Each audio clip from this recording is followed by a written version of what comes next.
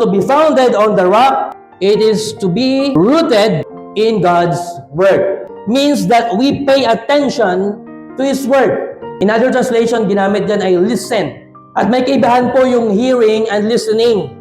Pag sinabing hearing, you are just aware of the sound or sounds. Alam mo may tunog. But when you say listening, you pay attention to the sound that you are hearing. Binibigyan mo ng pansin yung tunog na yung napapakinggan.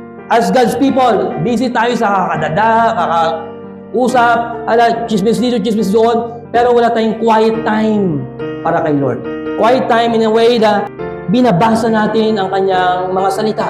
Busy tayo sa pagchat-chat sa social media, kung sino man yung mga kaibigan natin, kung sino man yung mga kakilala natin. Busy tayo sa acquaintances natin, but we miss that important time which is our quiet time with God.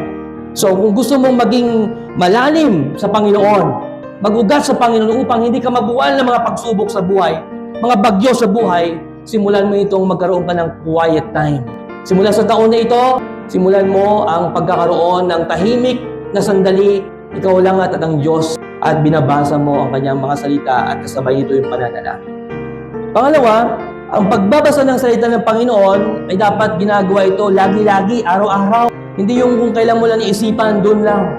At minsan pa-jackpot pa. May isang lalaki daw, ang hilig niya ay mag-pick up ng mga verses sa Bible. Magbubuklat siya at ituturo niya, kung ano naturo niyang verse na yun. Nabasa niya, Matthew 27 verse 5. So Judas threw the money into the temple and left. Then he went away and hanged himself. Ay, hindi to Lord. Hindi to yung gagawin ko. Ano ba yan, Lord? Ang bira ka. So, iba naman. Ganun ulit ginawa niya. Tinuro niya uli. Pagturo niya, ang nahanap niya naman ay Luke 10:37. Sabi sa verse, Jesus replied, "You go then and do the same." So, yun yung danger kapag hindi tayo nagbabasa ng Word of God regularly. Yung pa-jackpot lang. Then, ma-out of context tayo. Kung gusto natin maging malalim sa salita ng Panginoon at hindi tayo malilin lang ng mga maling katuruan, regularly, araw-araw tayo nag-aaral ng salita ng Panginoon. Amen po ba?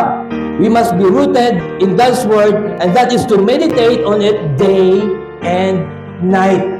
Test mo nga yung memory bank of verses mo.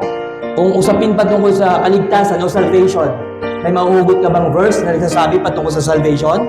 Kung usapin patungkol sa faith o pananampalataya, may mahuhugot ka bang verse about sa faith? Dapat sa mga usapin na common pinag-uusapan sa ating pananampalataya, dapat may mahuhugot kang verse, may memorize ka. Huwag ka lang mag-settle sa John 16. 10 years ka ng Christian, John 16 pa rin alam mo. O Jesus wept, John 11:35, Jesus wept. Dapat mayroon kang mga na-memorize kasi darating ang panahon, kung wag naman sana pagdaiwan sa rapture, yung Bible na to malamang susunugin to ni Antichrist. So anong gagawin mo kung wala kang na-imbak na Word of God dahil hindi ka rooted sa kanyang salita? That is why to be rooted in the Word of God, we must meditate on it day and night.